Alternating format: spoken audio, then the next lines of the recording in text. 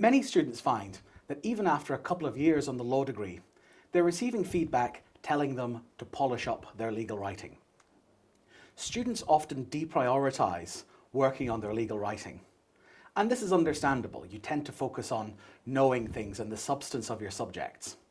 But as you return and settle into the third year, and as you start in the dissertation process, it's a good point to sit and reflect upon your legal writing skills and try and hone them so that you can improve for all your assessments, but especially your dissertation. To provide some advice on improving your legal writing skills, I'm joined by none other than Dr. Steve Foster. So Steve, you want your work to look the part.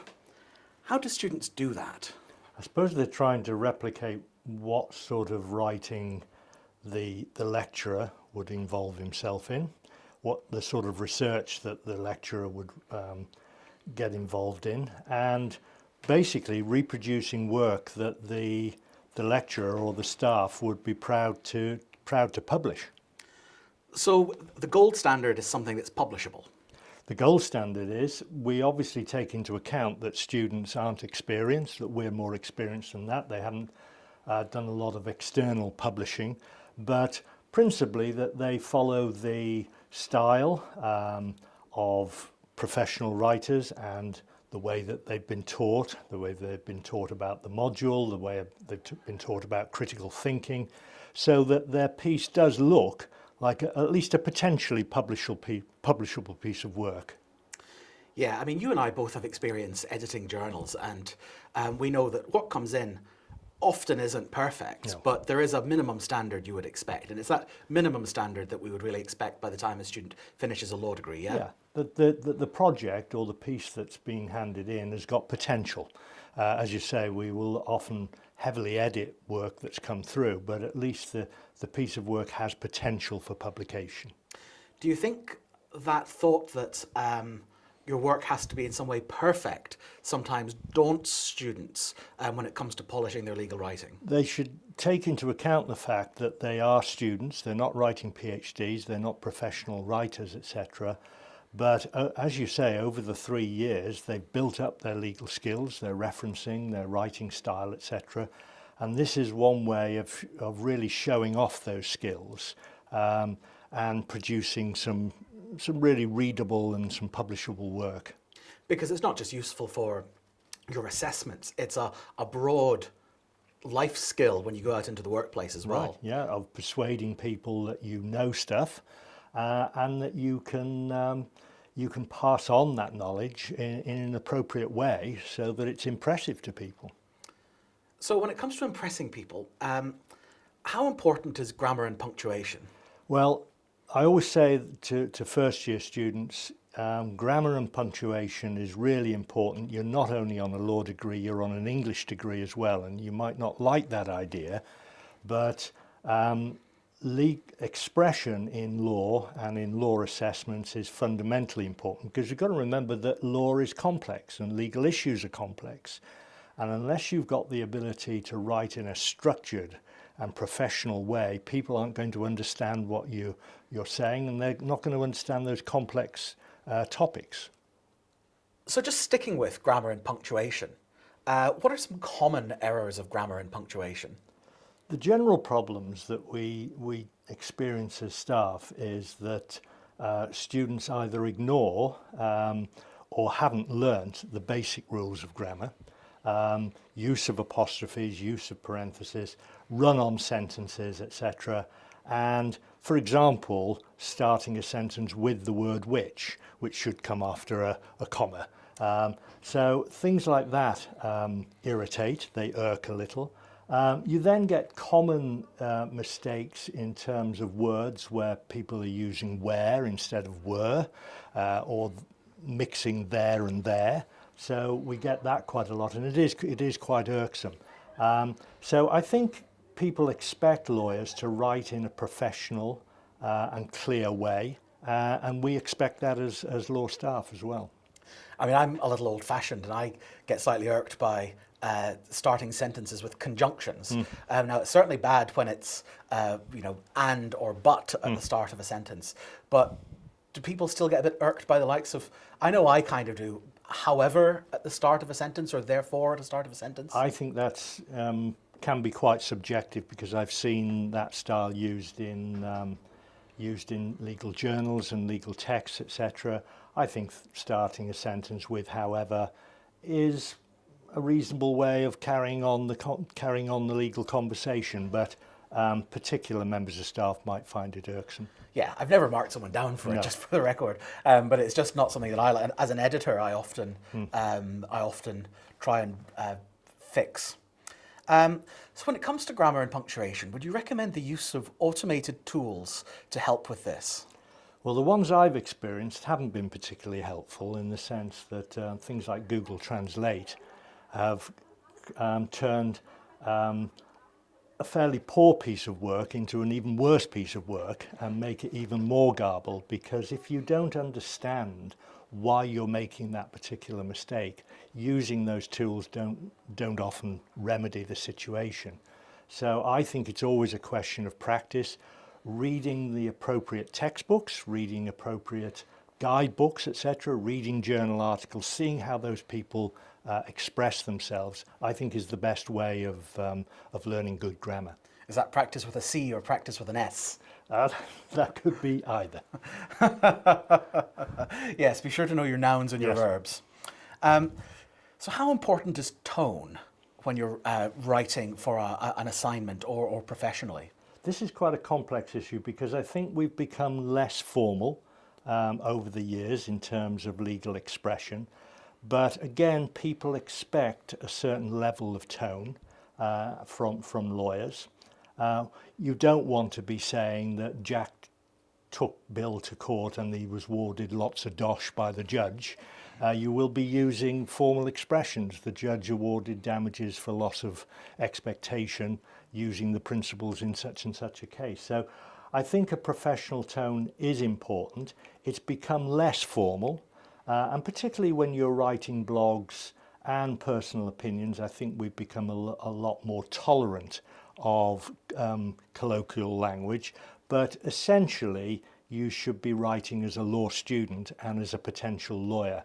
And we know that there are certain tricks that you use in expressing legal terms and legal opinion. So how do students go about finding that tone, gaining experience of that tone? Again, it's the practice of reading good textbooks, reading good journal articles, even good blog articles and short articles in trade journals, etc., and just picking up that particular style. We always have a problem with student plagiarism, and I always say, don't be afraid of stealing the style of academic writers, because that's how we want you to write. I think this is where we started off. Yeah, so we don't still go in for stuffy language, do we? Sometimes it's essential that you would use a phrase such as he sued for damages for loss of profit and loss of expectation, etc., because those are the formal phrases. We've certainly got rid of a lot of Latin phrases, and we've certainly got rid of a lot of stuffy language. I don't think practitioners talk in stuffy language anymore, and I don't think academics tend to in most departments. So we have got rid of a lot of that, but there is still that formal style that we're looking for, and that's not just for style and for show. It explains the point most clearly, because, as I say, legal concepts and legal rules are quite complex, and you have to use the right language to express them. So students will often receive feedback that they need to make better use of authority. Does that just mean sticking in more footnotes? It can mean sticking in more footnotes if, in fact, they have used very limited sources. So if they've used a website and a textbook, we would say, well, you could have populated your footnotes with references to journal articles and cases and treaties, etc. But that expression doesn't simply mean that. Making appropriate use of the sources is not only researching that source and reading it, but actually understanding it and applying it to the task at hand. So lots of people will say, well, how many cases should I use? And I say, well, that really does depend. But the most important thing is that you know why you're using that case and you explain that case in the context of the assessment. So the common problem is that students cite a lot of cases, explain a lot of facts and decisions, but are not quite sure where that all fits in within their assessment. Yeah, and I think as well there's sometimes an issue that students think that I haven't got enough footnotes, so they go and start looking for journals. They don't really read or understand them, but they put them in because they think it looks good in the footnotes. But of course the trouble with that is that it can often be quite apparent that you haven't actually read that thing in the footnotes, or at the very least that you haven't understood it. If you haven't understood it, it therefore looks bad. If you haven't actually read it, but you've cited it, that's academic misconduct. Yes. Yeah, the worst case is where students copy and paste not only the journal article that they're citing, but also the footnote. So they bring onto their page the footnote references of another author. Yeah. And very often that doesn't tie in with, let's say, reference numbers. So it's saying see note 84 above and you're only on footnote 12. So that's the worst scenario. But yes, simply filling in footnotes by additional sources isn't any great use unless they fit into the context of what you're trying to say. I'm going to ask you a question that every dissertation student asks, which is how many footnotes should a dissertation have? I could give the general answer, well, that depends. I think, again, it's a question of looking at previous dissertations, and I know you've put up some dissertations, and look at the footnote numbers of, let's say, a journal article written by an academic. If it's an 8,000 word piece, generally you would have between sort of 80 and 120, 130 pieces of information or footnotes. So you're aiming in that particular category, because I know it's not particularly helpful if a member of staff in response to that question says, well, it depends. I think have a look at previous dissertations, how they've used footnotes, and have a look at journal articles of that approximate length, and then you'll get a rough idea.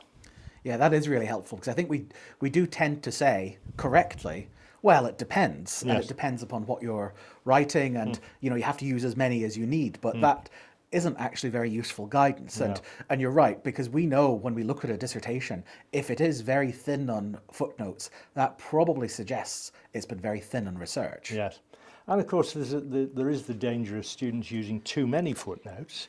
So they cite an authority, the Human Rights Act, Section 4, and then create a footnote which says exactly the same in the footnote. So that can be done dozens of times. So if students are producing, 150, 160 footnotes, but principally saying what they've already said in the main text. So it's a question of knowing when to use them. You've got to think, do I need to use a footnote reference to provide authority, or have I already cited that authority and explained that authority in the main text?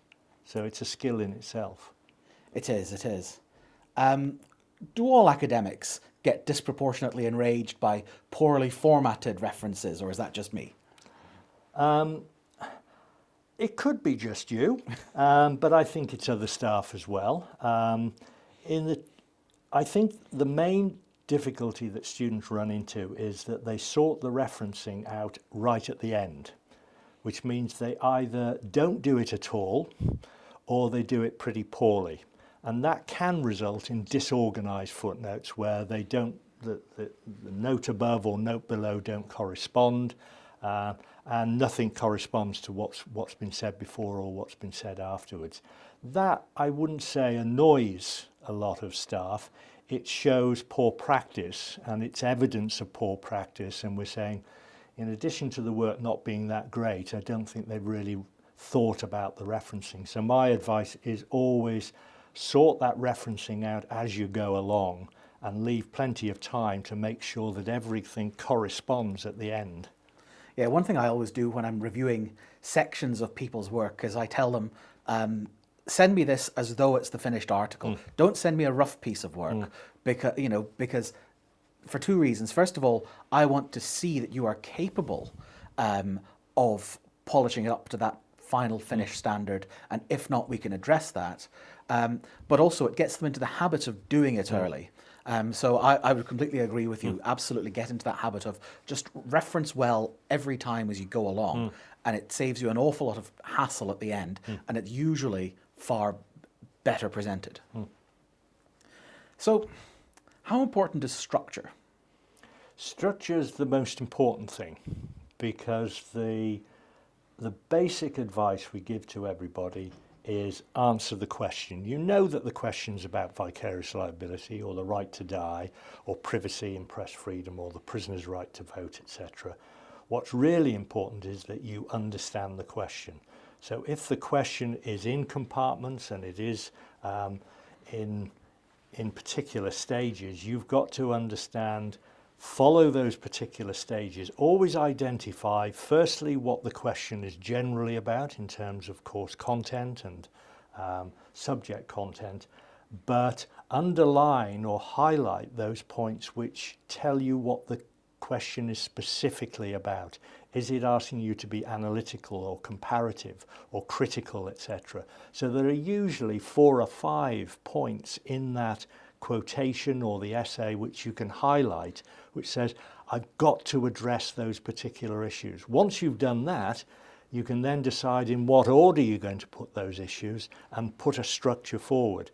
But a lot of students fall foul of that by simply writing everything about the general nature of the subject without really thinking, what's the question specifically about? And in terms of dissertations, of course, where you as the student have set the scope and the question itself, it's absolutely fundamental that you understand what your research question is and how it's to be formulated. Yeah, I think students often forget that they're not actually structuring an essay, they're structuring an argument. And that just so happens to be the structure of your essay. Yes. Writing an abstract or looking at abstracts from journal articles gives you a very good experience there, because the author will always say what the problem is, what the area of law is, what the main problem is, and what this article is going to do, and in order. And you do that with your project just using chapters instead of this section of the article. This chapter of the dissertation will do that. Unless you can do that, you're going to run foul of poor structure. Let's talk about headings, because I sometimes see essays with headings like introduction, main body, conclusion, and I hate it. How should students be using headings in their work? Introduction and conclusions, I think, are acceptable headings, provided they serve their purpose.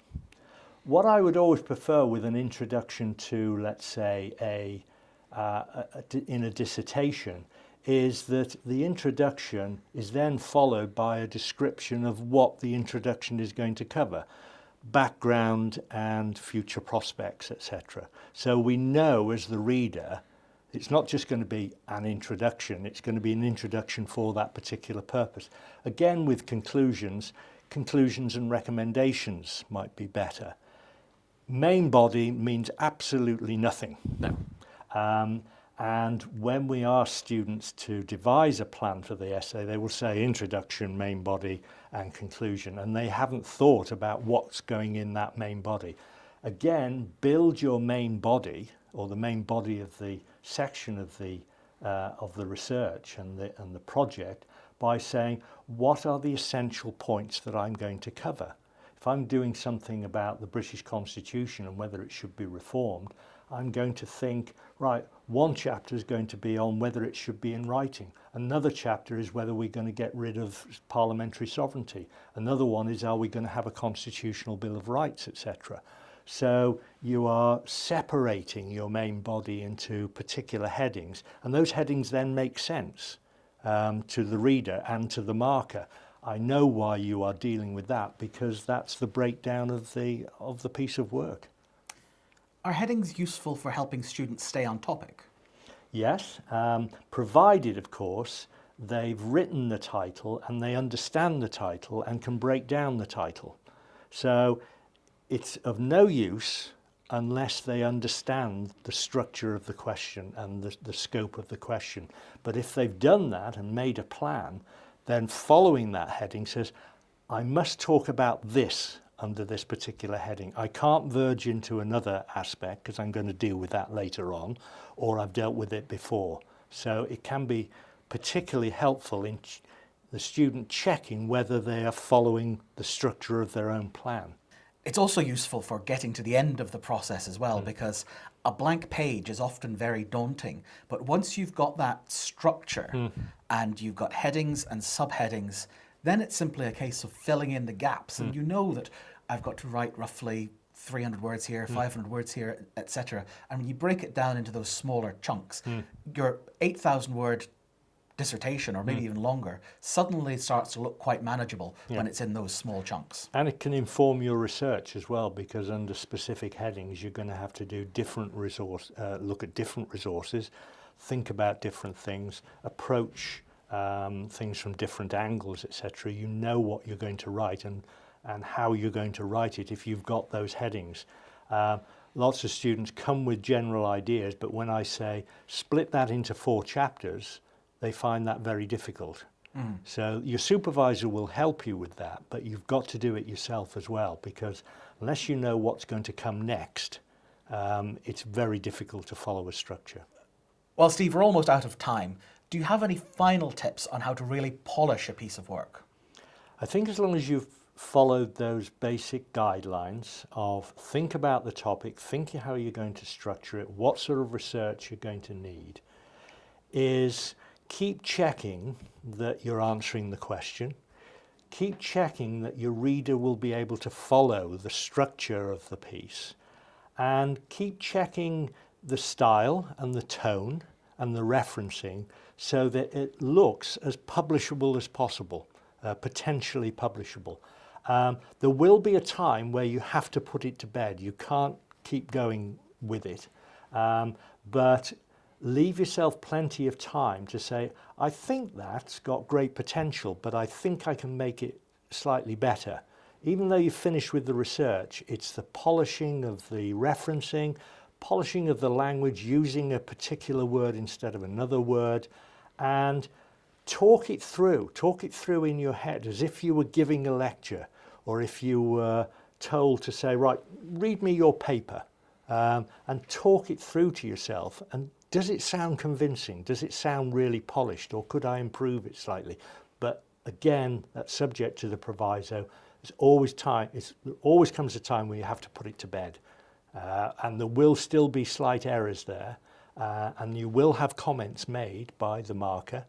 And if you get your work published, you'll have editorial comments made. It'll never be perfect, but as long as it's potentially what you're supposed to have done and the best that you can possibly do. Steve, thanks so much. Thank you.